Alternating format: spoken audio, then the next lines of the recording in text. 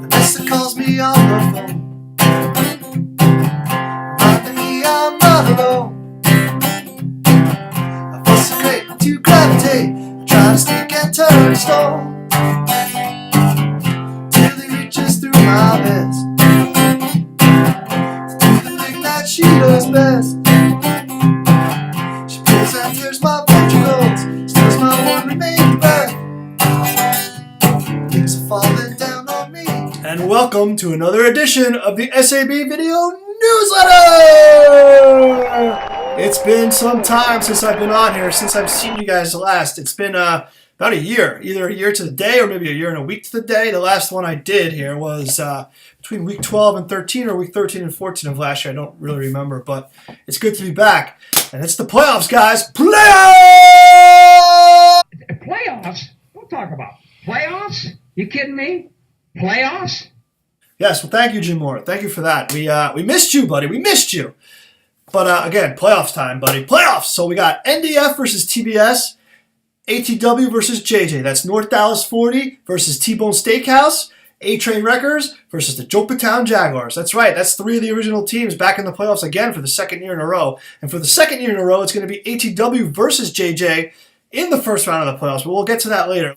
So let's just put a nice bow on this regular season here, on the end here. Congratulations to Uncle Ron's Chicken and Waffles for the second year in a row.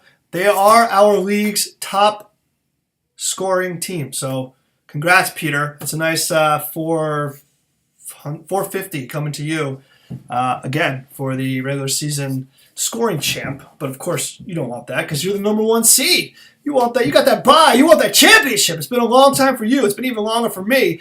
But nice, 450. Very good. The high weeks, you guys will see in the text version of the newsletter part, the stats and all that stuff. You always see how many high weeks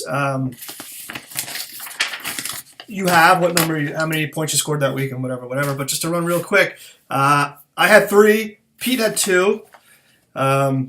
The Funk had 1. 40, you had 1. Bells had 1. People's Champ had 2.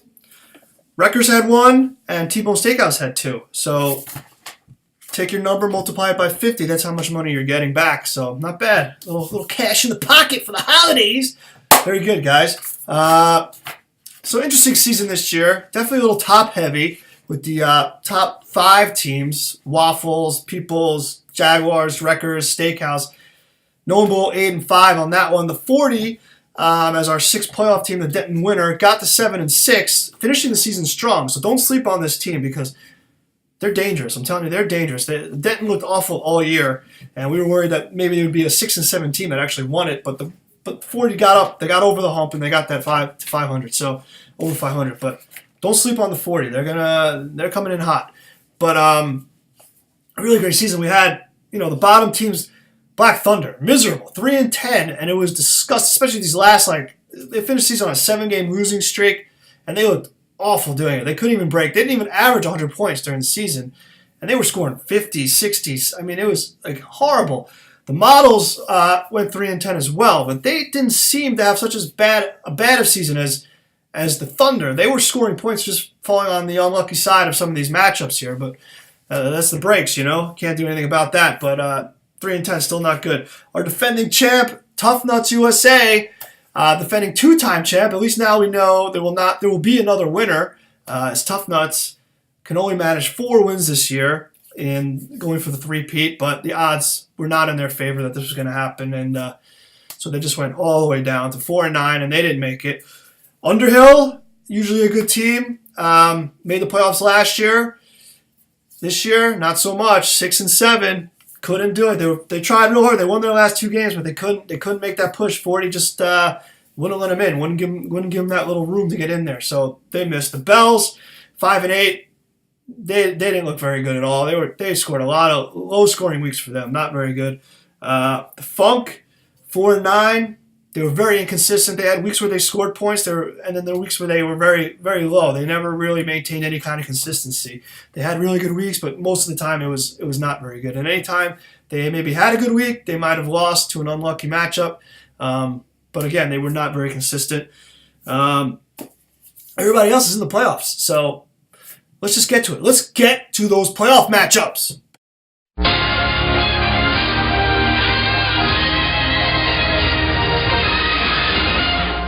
The North Dallas 40, the number 3 seed, the Denton Division winner, versus the number 6 seed T-Bone Steakhouse. The 40 coming with a record of 7-6, while T-Bone Steakhouse boasts a record of 8-5.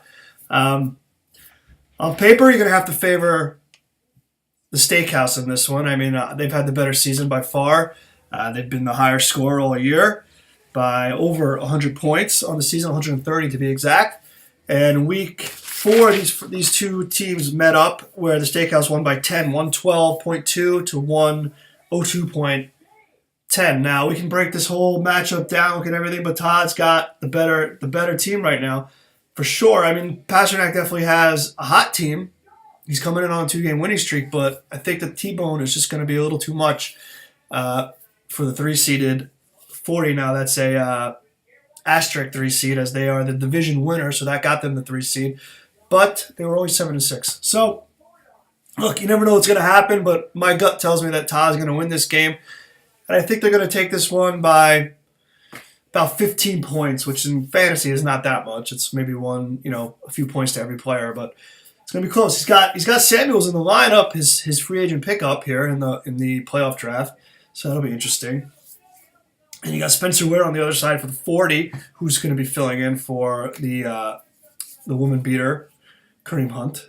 So we'll see. It should be interesting. The receivers for pretty much even in this matchup.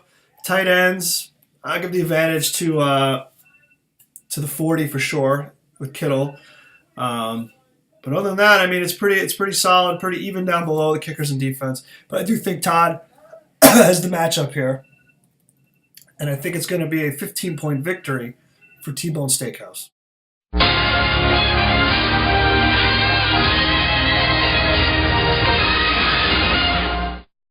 Now let's move on to our next matchup here in the first round of the playoffs. The number 4 seeded A-Train Wreckers at 9-4-0, taking on the number 5 seeded Jopatown Jaguars at 8-5-0. These two teams met last year, so this is a rematch of the first round match from last year, the one that the Jaguars won by less than a point. But this year, Kamara's on the Jaguars as opposed to last year when he was on the Wreckers and went down with an injury, enabling the Jaguars to win that game by less than a point.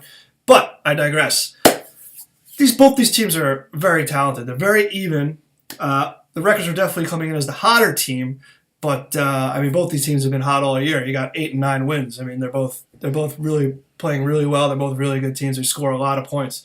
Unfortunately, I think somebody's going to have to lose this game while they're going to be scoring a lot of points. Don't be surprised if both teams get over 130, 135, 140, and one of them loses with that total. It's going to be one of those heartbreaking games, I have a feeling. And unfortunately, it could be the Jaguars this time,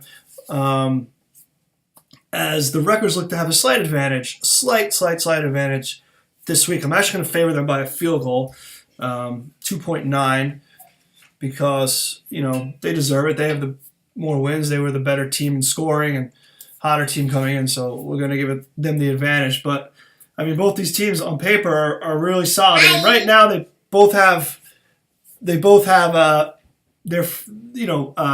Wilson for the Wreckers, who we just picked up in the playoff draft, and Justin Jackson for Jopatown, who they picked up in the last week of the season, both filling in for their injured starters.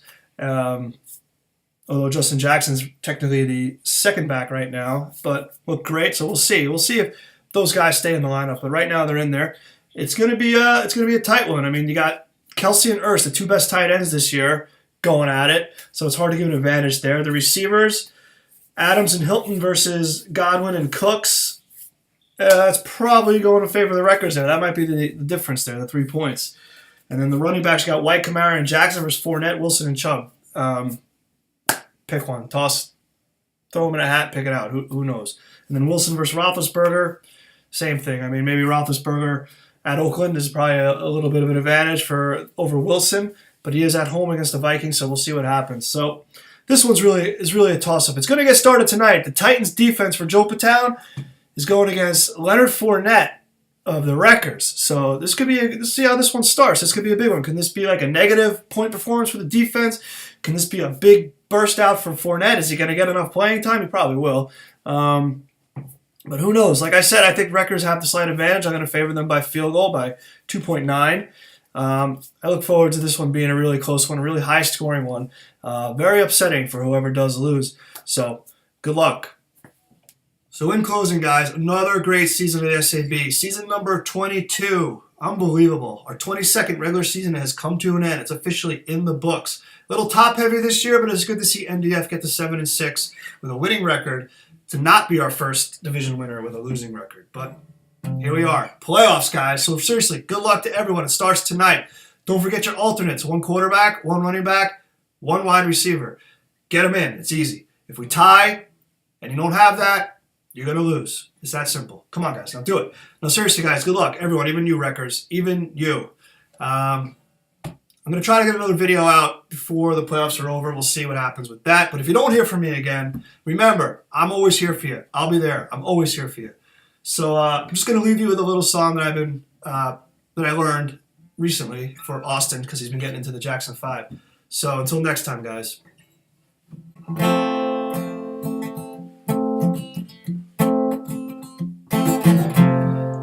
and I must make a pact. We must bring salvation back. Where there is love, I'll be there.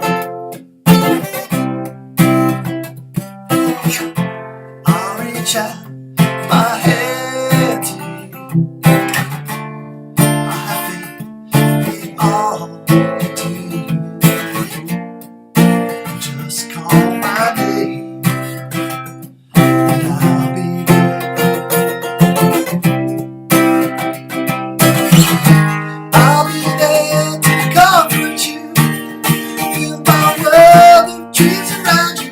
I'm so glad that I found you. I'll be there when love is strong. I'll be your strength. I'll keep holding on.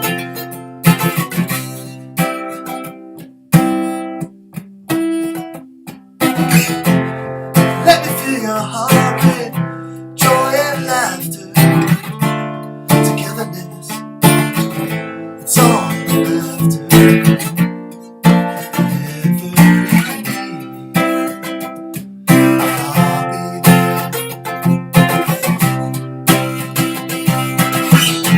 I'll be there to protect you.